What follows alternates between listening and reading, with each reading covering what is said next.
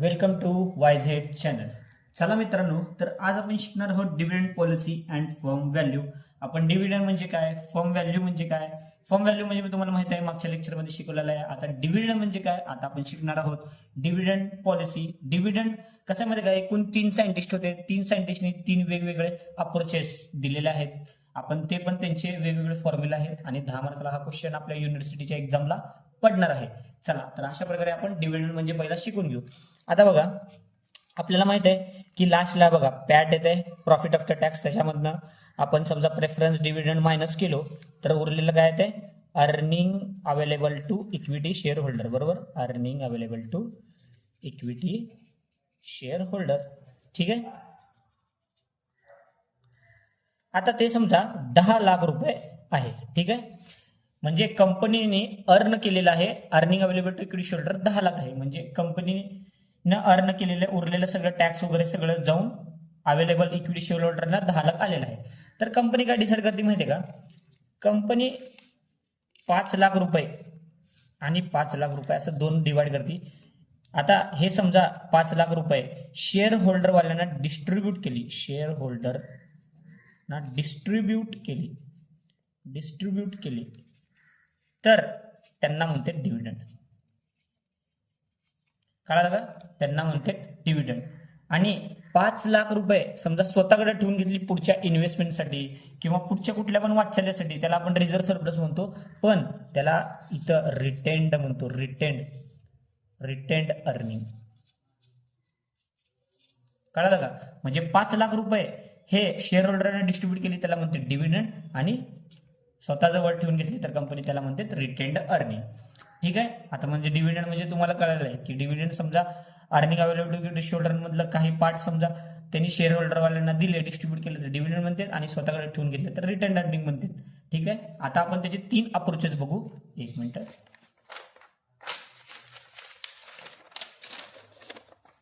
आता आपण त्याचे 3 अप्रोचेस बघू. कुठले कुठले, आता 3 सायंटिस्ट होते त्याच्याप्रमाणे 3 हे बघू आपण. ठीक आहे. चला, तर डिव्हिडंडचे 3 सायंटिस्ट आले. पहिला होता सायंटिस्ट आपला एम एम अप्रोच. हे मोदी बिंगलानी अप्रोच आहे, लक्षात ठेवा. काय नाही म्हणजे कसं आहे माहिती का, समजा कंपनी डिव्हिडंड दिली, समजा कंपनी काय केली आपली डिव्हिडंड दिली, तर आपल्या करंट मार्केट प्राइसवर, आपल्या कंपनीच्या करंट मार्केट प्राइसवर त्याचे चेंजेस काय होतील. म्हणजे करंट मार्केट प्राइस 100 आहे, तर आपण कमवलं समजा किती, पण 100 रुपये कमवलं, तर ते डिव्हिडंड दिलं 90 रुपये, 40 रुपये, 50 रुपये, 60 रुपये, किती पण डिव्हिडंड दिली, तर 100 रुपयाचं 110 ला जाईल का 90 रुपयाला खाली येईल कंपनीची शेअर प्राइस. ते आपण ह्याच्यामध्ये करंट मार्केट प्राइस आपण काढणार आहे. ठीक आहे. आणि दुसरं मेथड आहे वॉल्टर अप्रोच, आणि हे आहे जॉर्डन अप्रोच. आपण पहिल्यांदा ना एम एम अप्रोच पूर्णपणे करून घेऊया. ठीक आहे. एम एम अप्रोच आपण पूर्णपणे करून घ्या. ठीक आहे. पहिला नंबर टाकतो एम एम अप्रोच. ठीक आहे. एम एम अप्रोच मध्ये आता तुम्हाला पहिला एक बेसिक सांगतो मस्तपैकी. हे बघा, डिव्हिडंड, आणि इथं लिहितो डिव्हिडंड. आता समजा डिव्हिडंड समजा वर्षाच्या किंवा इयरच्या फर्स्ट हाफ मध्ये दिलं किंवा बिगिनिंग मध्ये दिलं, बिगिनिंग मध्ये, तर त्याला D0 म्हणून डिनोट करतात. म्हणजे ह्याला काय म्हणतात माहिती का, डिव्हिडंड ऍट द बिगिनिंग म्हणतात. Dividend at the beginning of the year. कळालं का, बिगिनिंग ऑफ द इयर. आणि तेच समजा एंड ऑफ द इयर मध्ये दिलं, समजा डिव्हिडंड कंपनीनं एंड ऑफ द इयर दिलं, तर dividend at the end of the year इथं लिहायचं, ह्याला म्हणायचं D1 ने डिनोट करते, dividend at the end of the year. Dividend at the end of the year. कळालं का, समजा D0 म्हटलं तर dividend at the beginning of the year, D1 म्हटलं तर dividend at the end of the year. हे तुम्हाला इथपर्यंत कळालं असेल. तसंच सेम प्राइसला प्राइस डिनोट करतो आपण P न. कळालं, म्हणजे आता price at the beginning of the year P0, price at the end of the year P1. आता हे मी इथं लिहिणार नाही, तुम्ही लिहा price at the beginning of the year, price at the end of the year. ठीक आहे.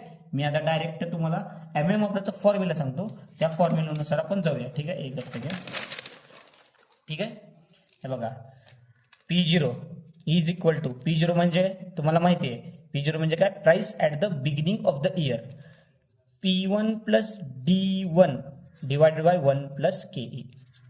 आता तुम्हाला माहित आहे P0 म्हणजे काय, price at the beginning of the year, P1 म्हणजे काय, price at the end of the year, बरोबर, price at the end of the year, आणि D1 म्हणजे काय, dividend at the end of the year, आणि 1 plus KE म्हणजे cost of equity, that is equity capitalisation rate. हे MM अप्रोचचं हे formula आहे.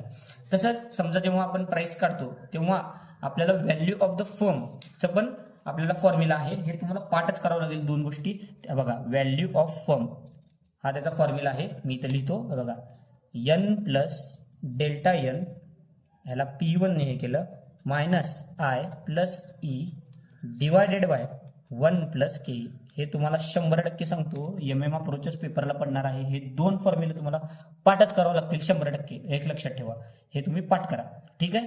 इथे लिहितो N is equal to number of years, number of shares, आणि डेल्टा N म्हणजे काय, changes in number of shares, changes in number of shares, आणि I म्हणजे इन्व्हेस्टमेंट, E म्हणजे अर्निंग, E म्हणजे अर्निंग. आता बाकीचं माहित आहे, P1 म्हणजे काय, P1 म्हणजे price at the end of the year, आणि KE म्हणजे काय, कॉस्ट ऑफ इक्विटी. ते दोन्ही मी लिहिणार नाही, तुम्हाला माहिती आहे, ठीक आहे. हे बघा, हे तुम्हाला पाठच करावं लागेल. आता मी एक मस्तपैकी क्वेश्चन घेतो, गिवन लिहितो, आणि P0 बघा, पहिला P0 काढतो, मग व्हॅल्यू ऑफ फर्म काढतो.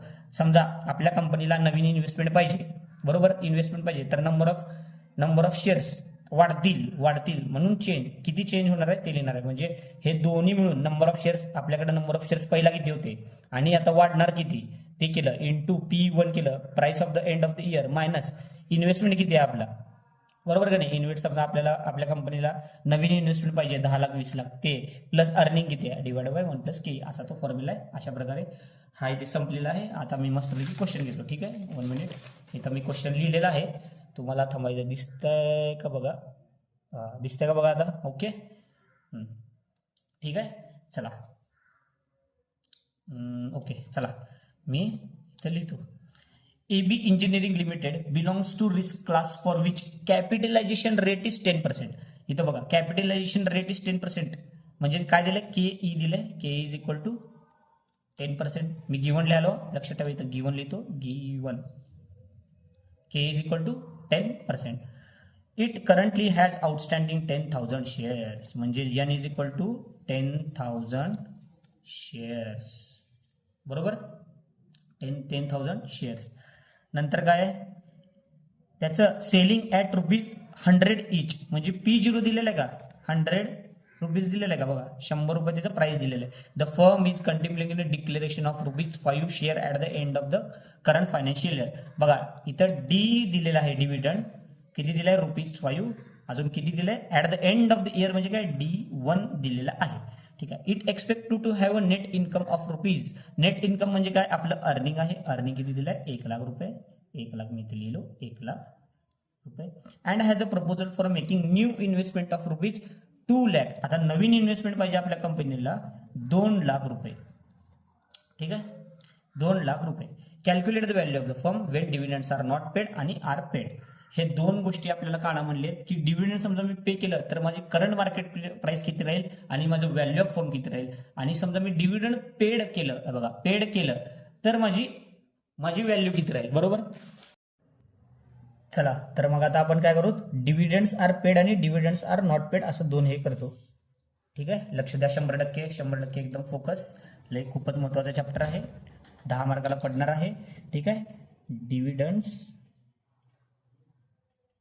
आर नॉट पेड आणि इकडं डिव्हिडंड्स आर पेड. लक्षात ठेवा, कंपनी समजा डिव्हिडंड पे केली नाही तर काय असणार, D इज इक्वल टू 0, इथे लिहितो D इज इक्वल टू 0. अजून डिव्हिडंड पे केली तर डिव्हिडंड किती दिले त्यांनी, D इज इक्वल टू 5. मी गिवन मध्ये लिहिलेलं आहे सगळं, आणि तुम्हाला फॉर्म्युला माहित आहे, P0 is equal to P1 plus D1 divided by 1 plus KE. तिकडे पण तेच P0 is equal to P1 plus D1 divided by 1 plus KE. ठीक आहे. P0 आपल्याला दिलेला आहे 100 रुपये, बरोबर. आणि नंतर P1 आपल्याला काढायचं आहे, price at the end of year. आणि D1 लिहिचाल 5, D इज इक्वल टू काय 0, इथं 0 दिलं ना आपण डिव्हिडंड, आर नॉट पेड म्हणून D इज इक्वल टू 0 घेतलंय. 1 प्लस KE 1 प्लस 0.1, 10% दिलंय. 10% म्हणजे काय 0.1. मी काय करतो 100ला 100 इथंच ठेवतो. P1 प्लस 0 P1, इथं 1.1, मग इथं P1 ला P1 तसंच 100 इंटू 1.1 म्हणजे काय आलं आपलं P1 इज इक्वल टू 110. अशा प्रकारे आपलं price at the end of the year 110 होईल. म्हणजे तुम्हाला कळालं असेल, समजा आपण डिव्हिडंड 0 दिलं तर आपलं P1 किती राहील 110. ठीक आहे. आता बघू, समजा आपण डिव्हिडंड 5 रुपये दिलं तर आपलं किती राहील. हे झालं P0 is equal to 100, P1 आपल्याला काढायचं आहे, T1 किती दिलंय 5 डिवायडेड बाय 1 प्लस 0.1. इथं डायरेक्ट 100 इंटू 1.1 करतो, हे डायरेक्ट इकडे घेतलो, लक्षात ठेवा. आणि P1 प्लस 5 इथं आलं 110 is equal to P1 plus 5. हे 110 मायनस 5 करतो म्हणजे P1 आलं आपलं 105. बघा हे 105 आलाय, 105 आलाय, आणि हे 110 आलाय, म्हणजे हे थोडं कमी आलंय. त्याचा काय विषय नाही, आपण पुढे जाऊया आणि सगळं चेक. हे P0 P1 निघालं. आता काय करायचं आपल्याला नंबर ऑफ, आता बघा आपल्याला नंबर ऑफ शेअर्स काढायचे. आपल्याला नवीन इन्व्हेस्टमेंट पाहिजे 2 लाख रुपये, सॉरी 2 लाख रुपये पाहिजे. तुम्ही गिवन मध्ये बघू शकता, ते मागं व्हिडिओ करून पॉज करून स्क्रीनशॉट काढून स्वतः सॉल्व करा, म्हणजे तुम्हाला कळेल नेमकं काय आहे काय नाही. ठीक आहे. मी तर काय करतो माहिती का, आता मला इन्व्हेस्टमेंट पाहिजे नवीन, बरोबर. इन्व्हेस्टमेंट किती पाहिजे 2 लाख रुपये, बरोबर. नवीन इन्व्हेस्टमेंट मला 2 लाख रुपये पाहिजे. ठीक आहे. मग पण माझी अर्निंग किती आहे, माझी अर्निंग आहे 1 लाख रुपये. तुम्ही बघू शकता मी गिवन मध्ये E is equal to 1 lakh रुपये दिलेला आहे. ठीक आहे, बरोबर. 1 लाख रुपये दिलेला आहे. ह्याच्यामधून आपण डिव्हिडंड डिस्ट्रीब्युशन मायनस करू, म्हणजे शेअर होल्डरवाल्यांना डिव्हिडंड डिस्ट्रीब्यूट केलं का आपण बघू. आपण dividend distributed is equal to dividend distributed केलेत का, नाही केले, बरोबर, नाही केलं, म्हणून ह्याला इथं डॅश करतो. आणि इथं टोटल इथं 1 लाख मधून 0 गेले, 1 लाख उरले, म्हणजे रिमेनिंग झालं, बरोबर. म्हणजे हे आलं 1 नंबर, हे 2 नंबर करू, ह्याला 1 नंबर करू. म्हणजे आपल्याला फंड किती पाहिजे बघा, आपल्याला इन्व्हेस्टमेंट किती पाहिजे होती 2 लाख रुपये, आपल्याकडे किती आहे 1 लाख, मग उरले किती 1 लाख रुपये आपल्याला नवीन शेअर्स इश्यू करून त्यांच्याकडून पैसे घ्यावे लागतील. म्हणून लिहितो funds required is equal to 2 lakh minus 1 lakh is 1 lakh. म्हणजे ह्याच्यामधनं हे वजा केलो. हे तुम्हाला कळालं का बघा, तरी पण लक्ष द्या. डिव्हिडंड्स आर पेडचं थोडं वेगळं राहील, कारण इथं डिव्हिडंड डिस्ट्रीब्युशन आपण 5 रुपये पर शेअर केलेलं आहे. आपल्याला नंबर ऑफ शेअर्स माहिती आहेत का किती आहेत, नंबर ऑफ शेअर्स 10,000 शेअर्स आहेत. आता बघा मी इथं सेम टू सेम तिकडे लिहितो, इन्व्हेस्टमेंट किती आहे इज इक्वल टू 2 लाख रुपये आहे का, इथं याला 1 नंबर केलो, सेम टू सेम इकडे कसं आहे इकडे पण तसंच केलो. आता अर्निंग किती आहे, सेम टू सेम 1 लाख इकडे राहील, earning is equal to 1 lakh, बघा 1 लाख रुपये इथं दिलो. ह्याच्यामधनं काय करायचं, डिव्हिडंड डिस्ट्रीब्युशन मायनस करायचं, डिव्हिडंड डिस्ट्रीब्युशन. आता लक्ष द्या, डिव्हिडंड डिस्ट्रीब्युशन आपण इकडे 5 रुपये दिले, बरोबर. डिव्हिडंड डिस्ट्रीब्युशन 5 रुपये दिले, पण नंबर ऑफ शेअर 10,000 आहेत, पर शेअरला 5 रुपये, म्हणजे किती झालं टोटल 50,000. 50,000 मायनस करू का, ठीक आहे. 50,000 मायनस करतो, उरलेलं रिमेनिंग लिहितो. रिमेनिंग 1 लाख मधनं 50,000 गेले, 50,000. आता मग फंड्स रिक्वायर्ड काय आहे आपल्याला, फंड्स रिक्वायर्ड, बरोबर. 2 लाख मधनं 50,000 गेले, 2 लाख मधनं 50,000 गेले, तर आपल्याला लागतील 1,50,000. ठीक आहे. हे कळालं असेल तुम्हाला, 1,50,000 आपल्याला लागणार आहेत अजून.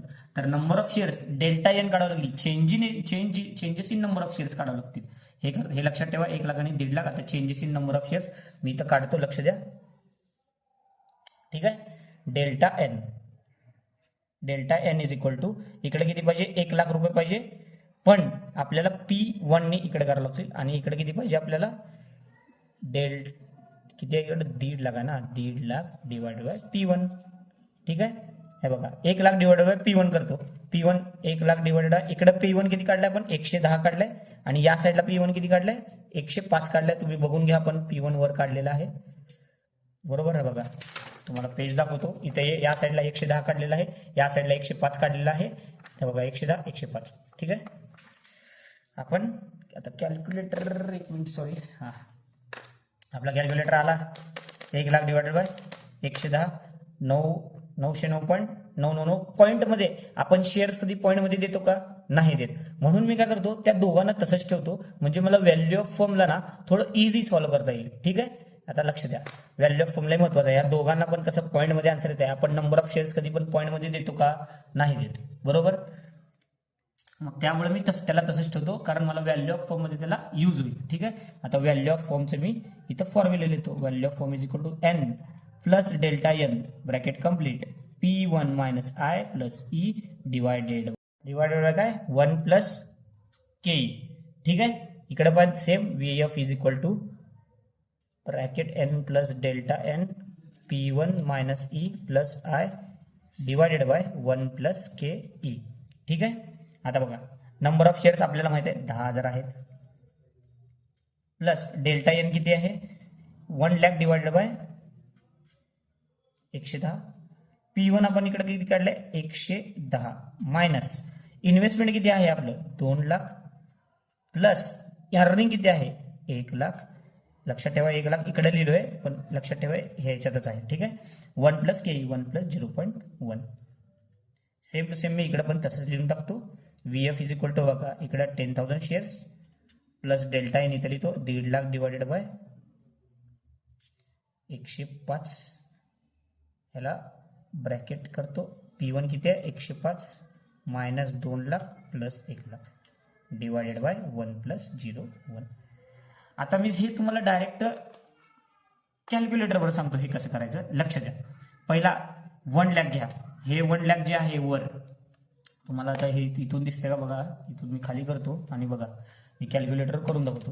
हे बघा 1,00,000 डिवाइडेड बाय 110 करतो. 1,00,000 डिवाइडेड बाय 110 केला का सगळे नीट करा. हा बघा 1,00,000 डिवाइडेड बाय 110 प्लस 10,000 करायचं. प्लस 10,000 केलं का. मग इंटू काय इंटू 110 इंटू 110 मायनस 2,00,000 बघा मायनस 2,00,000 प्लस 1,00,000 प्लस 1,00,000. आता बघा डायरेक्ट डिवायडेड बाय 1 प्लस हे माहिती आहे 1 प्लस 0.1 1.1. लक्षात ठेवा divided by 1.1 is equal to करतो. हे आलं 9,99,999.999 म्हणजे हे उत्तर आलं 10,00,000. कळालं का. मी तुम्हाला हे करून दाखवतो. नीट लक्ष द्या. पहिला 1,50,000 डिवायडेड बाय 105. हे बघा 1,50,000 divided by 105 plus 10,000 into 105 minus 2,00,000 plus 1,00,000 divided by 1.1 किती आलं 9,99,999. दोघांचं उत्तर म्हणजे 10,00,000 आलं. हे झालं तुमचं व्हॅल्यू ऑफ फर्म. अशा प्रकारे इथं MM अप्रोच संपलेला आहे. तरी पण तुम्हाला समजा काय अडलं तर मला कमेंट करा की कुठलं काय सोडू काय नाही. म्हणजे अजून एक तुम्हाला प्रॉब्लेम सॉल्व्ह करायचा असेल तर मला कमेंट करा. 100% आपला इंस्टा चॅनल मी ह्या डिस्क्रिप्शनमध्ये देणार आहे. तिथं मला मेसेज करू शकता किंवा काय असेल तर मी पोस्ट केलो तर तिथं मला कमेंट ही करू शकता. आता आपण डायरेक्ट जाऊया वॉल्टर मॉडेलला, त्याच्यानंतर जाऊया डायरेक्ट आपल्या जॉर्डन मॉडेलला. मस्तपैकी 2 फॉर्म्युले करून 10 पैकी 10 आपले इथं कन्फर्म होणार आहेत. चला नेक्स्ट पेज घेतो. चला इथं करणार आहोत आपण वॉल्टर मॉडेल. ठीक आहे. वॉल्टर मॉडेलचा क्वेश्चन आपल्याला घ्यावं लागेल मस्तपैकी. तो मी घेणार आहे व्यवस्थित. चला मी डायरेक्ट इथं फॉर्म्युला लिहितो. P is equal to D plus R divided by K in bracket E minus D bracket complete divided by K E. हा त्याचा फॉर्म्युला आहे. P म्हणजे करंट मार्केट प्राइस, D म्हणजे डिव्हिडंड, R म्हणजे return on investment. लक्ष ठेवा हे R म्हणजे रिटर्न ऑन इन्व्हेस्टमेंट आणि KE म्हणजे तुम्हाला माहित आहे KE म्हणजे काय कॉस्ट ऑफ इक्विटी, E म्हणजे अर्निंग, D म्हणजे डिव्हिडंड. हे तुम्हाला इथंपर्यंत सगळं माहित आहे. मी तरी पण लिहितो इथं R is equal to return on investment. ठीक आहे. रिटर्न बाकीचे सगळं माहित आहे अर्निंग डिव्हिडंड KE. चला तर मी आता हा क्वेश्चन लिहिलेला आहे ते वाचतो आणि याप्रमाणे आपण सॉल्व्ह करू वॉल्टर मॉडेल प्रमाणे. ठीक आहे. चला.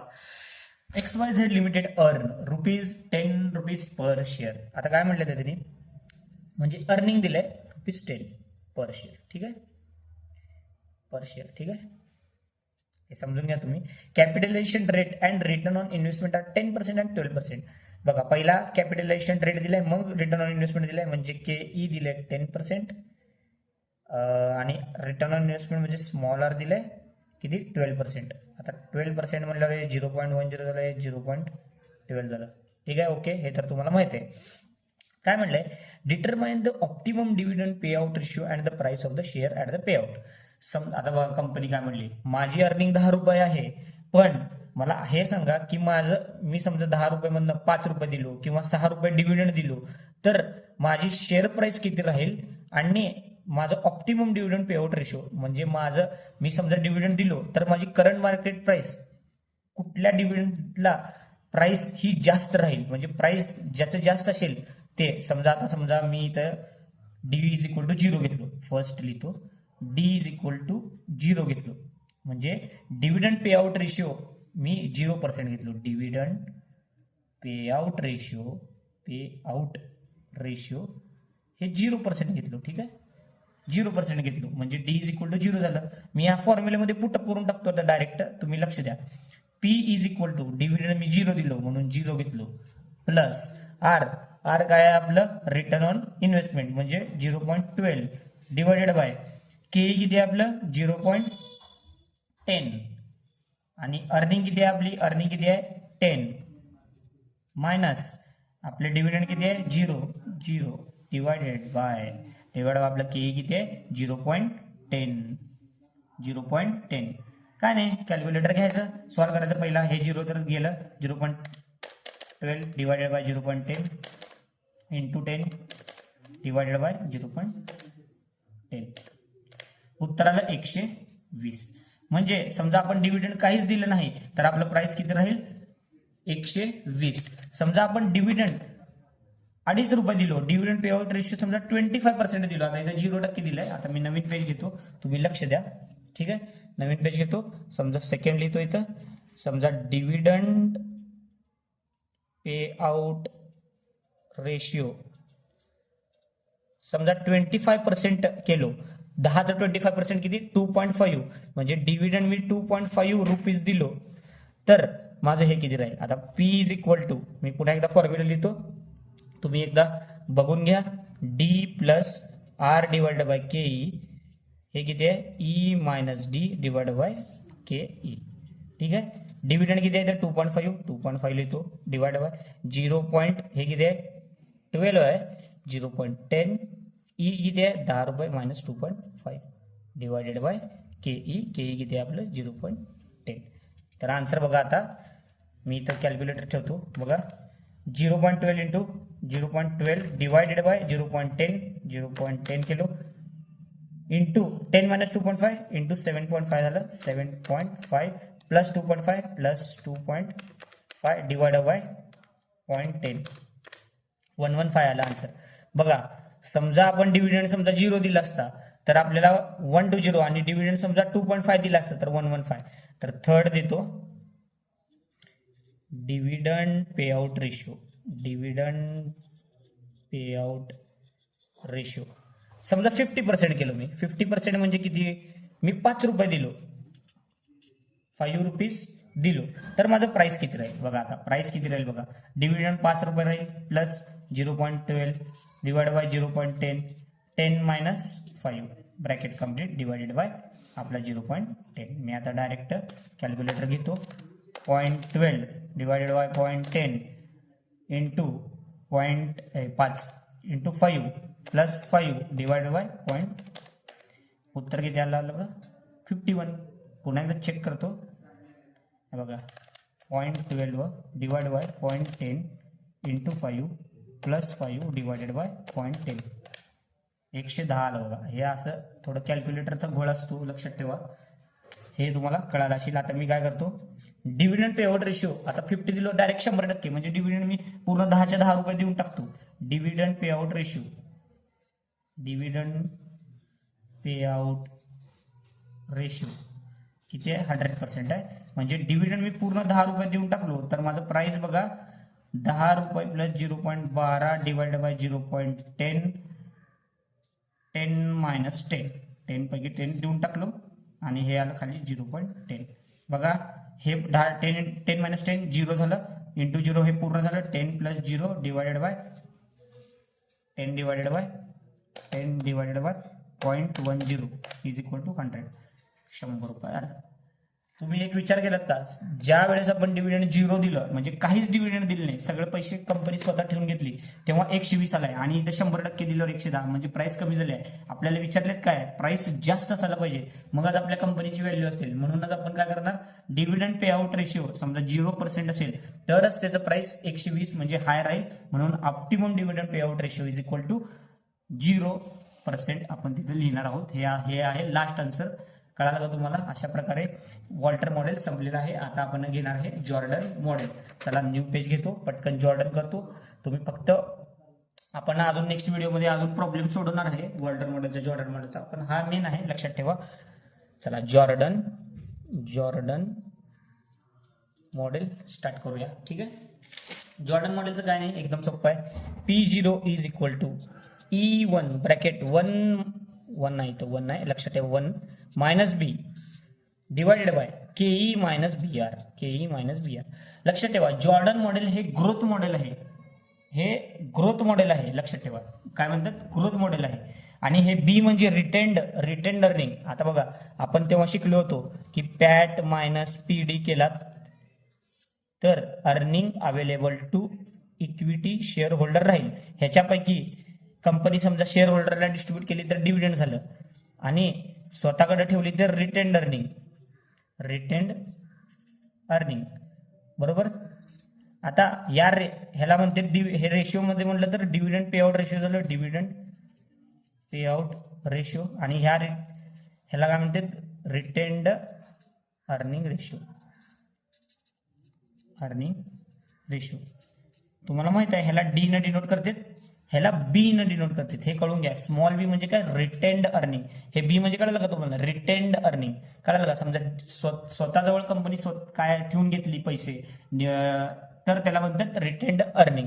आणि केई म्हणजे माहित आहे ई म्हणजे अर्निंग हे तुम्हाला माहित आहे. मी तुम्हाला डायरेक्ट क्वेश्चन घेणार आहे लक्षात ठेवा. ओके हे तुम्हाला आता इथं पण कळाले आहेत. आता एक मस्तपैकी आपण क्वेश्चन घेऊया. ठीक आहे थांबा मी क्वेश्चन इथे लिहिलेला आहे. आपण मस्तपैकी क्वेश्चन घेऊया. हा आहे ठीक आहे. जॉर्डन मॉडेलचा क्वेश्चन आहे लक्ष द्या. जॉर्डन मॉडेल आपल्याला फक्त प्राइस काढायचं आहे. काय दिले बघा नेट प्रॉफिट दिले 30 लाख रुपये 12% PSC 100 लाख म्हणजे 1 करोड रुपये दिले आहे. Number of equity share 3 lakh रुपये दिलेला आहे. रिटर्न ऑन इन्व्हेस्टमेंट 20% दिलेला आहे. कॉस्ट ऑफ कॅपिटल केई 16% दिलेला आहे. Calculate price per share using Jordan मॉडेलचा फॉर्म्युला तुम्हाला माहित आहे. E1 bracket 1 minus B divided by KE divided by KE minus B R. ठीक आहे. आता त्याच्याप्रमाणे आपल्या डिव्हिडंड पे आउट इज 25%, 50%, 100% असं दिलेलं आहे. ठीक आहे. आपण मस्तपैकी आता सॉल्व्ह करायला चालू करूया. आता आपल्याला दिलेलं आहे पॅट. एक सेकंड. पॅट मायनस काय असते प्रेफरन्स डिव्हिडंड. इकडं मी रुपीज करतो तुम्ही लक्ष द्या. ठीक आहे. प्रेफरन्स डिव्हिडंड उरलेलं काय असेल earning available to equity share holder. आपल्याला पॅट दिलेला आहे 30 लाख रुपये 100 लाख रुपये पीडी काढावं लागेल म्हणजे 100 लाख इंटू 12% म्हणलं तर आपल्याला 12 लाख मायनस करावं लागतील. उरले किती बघा 18 लाख उरले का बघा. आणि ह्याला divided by number of shares केलं तर आपलं EPS येते लक्षात ठेवा. हे तुम्हाला माहितच आहे. EPS नंबर ऑफ शेअर्स इथे दिलेला आहे 3 लाख रुपये म्हणजे आपलं इझिली EPS 6 आलेला आहे. ठीक आहे. इथंपर्यंत आला का सगळ्यांना 100%. ठीक आहे. आपल्याला बाकीचं काय डिव्हिडंड पे आउटचं हा बघा डिव्हिडंड पे आउट 25% आहे. हा बघा dividend pay out is equal to 25% आहे. तर किती झालं 6 इंटू 25% करून बघायचं. बघा 6 इंटू 25% 1.5. मी नेक्स्ट पेज घेतो आणि मस्तपैकी आपण 1.5 ठेवून आपण मस्तपैकी जॉर्डन मॉडेलने सोडवूया. ठीक आहे. जॉर्डन मॉडेलने सोडूया. ठीक आहे. चला आपला फॉर्म्युला सांगा. P0 is equal to E1 bracket 1 minus B bracket complete आणि KE minus BR. KE minus BR. बघा इथं आपण डिव्हिडंड काढलं 1.5, पण उरलेलं काय असेल आपलं रिटर्न अर्निंग म्हणजे 4.5 बी झालं, म्हणजे बी 4.5 झालं, पण रेशिओ मध्ये विचारले म्हटल्यावर 75% हे आलं. म्हणजे लक्षात ठेवा डिव्हिडंड पे आउट रेशिओ, डिव्हिडंड पे आउट रेशिओ हे डी न डिनोट करते, म्हणजे 25% आपल्याला सांगितलेत त्यांनी. म्हणजे रिटेन्ड अर्निंग रेशिओ किती झालं, उरलेलं काय असेल 75%, म्हणजेच त्यालाच काय 0.75 म्हणतो आपण. ठीक आहे. हे 100% कळालं. सगळं मी पॉईंट मध्ये करणार आहे, तुम्ही पण लक्ष द्या 100%. ठीक आहे. चला P0 इज इक्वल टू आपलं EPS किती आहे, आपलं EPS किती आहे सांगा बरोबर. थोडं EPS महाग बघतो मी पेजवर 6 रुपये दिलेला आहे. EPS 6 रुपये आपण काढलेला आहे. 1 मायनस बी किती आहे हो का 0.75 करतो डिवायडेड बाय KE किती आहे आपलं, एकदा KE बघा 0.16 आहे का, बघा भाऊ KE किती आहे 0.16, आणि हे बघा बी किती आहे 0.75 इंटू 0.2 सॉरी. चला हे सॉल्व करूया मस्तपैकी. 6 इंटू 1 हे 0.25 हे काढायला का मायनस केलं फक्त 0.16 मायनस 0.75 इंटू 0.2 0.75 इंटू 0.2 0.15 आलं. ठीक आहे. करून टाकू. 6 इंटू 0.25 1.5 डिवाइड बाय 0.16 मधनं 0.15 मायनस करतो 0.01 हे आलं 1.5 डिवायडेड बाय 0.01 150. ठीक आहे. हे आलं उत्तर 150. आता लक्षात ठेवा. आता दुसरं काय विचारले त्यांनी, when dividend pay out is 50%. When dividend pay out is 50%. 50% dividend दिलं तर उरलेलं बी काय राहील आपलं, बी इज इक्वल टू 50% राहील, म्हणजेच काय राहील 0.50. सिंपल आहे, संपलं. हे P0 इज इक्वल टू ठेवून टाकायचं आहे बघा. 6 ला 6 ठेवलं, 1 मायनस 0.50 टाकलं, ब्रॅकेट कम्प्लीट केलं त्याला, आणि काय खाली 0.16 आहे, मायनस काय केलं 0.70 बी किती आहे 0.50 आणि इंटू 0.20. ठीक आहे. आणि हे सॉल्व्ह करायचं सिंपल. अरे एकदम सिंपल आहे. आता तुम्हाला मी डायरेक्ट कॅल्क्युलेटरवर करून दाखवू शकतो. हे बघा 6 इंटू 1.5 केलं 1 मायनस 0.5 वर्ग येते ते 3, इथं मी 3 लिहून टाकतो divided by 0.20 into 0.50 into 0.20 is equal to 0.16 minus 0.25 इथं लिहून टाकतो. याला डायरेक्ट -16 करतो 0.09. बाप खरंच हे खरं एकदा आपण चुकवणार आहे. एकदा 0.1 आहे इथं लक्षात ठेवा. 0.1 आहे. असं छोट्या छोट्या गोष्टीमुळे चुकू नका. ठीक आहे. 0.16 minus 0.1 0.06 3 divided by 0.06 3 divided by 0.06 उत्तर आलं 50. हे तुम्ही करून बघा कॅल्क्युलेशन. आणि थर्ड तुम्ही स्वतः सॉल्व्ह करा. 100% दिलं तर काय उत्तर 37.50 आहे हे लक्षात ठेवा. समजा इथं me when dividend pay out is 100% केलं, बी इज इक्वल टू 0 राहील, इथं 0 ठेवा, इथं पण 0 ठेवा, आणि आन्सर सांगा काय येत आहे. 37.50 हे आन्सर आहे. मी वेगळ्या पेजवर काढू शकतो, पण आता तुम्ही सॉल्व्ह करा आणि सांगा. अशा प्रकारे हा व्हिडिओ संपलेला आहे. डिव्हिडंड पॉलिसी संपलेला आहे. काय अडलेस कमेंट करा. मी डिस्क्रिप्शनमध्ये माझा इंस्टाग्रामचा पेज टाकतोय, म्हणजे लिंक टाकतोय, त्या लिंकवर जावा, मेसेज करा, मला फोटो पाठवा. काय अडलं तर मी 100% तुम्हाला सॉल्व्ह करून देईल. अशा प्रकारे हा व्हिडिओ संपलेला आहे. धन्यवाद. Okay, bye bye, see you.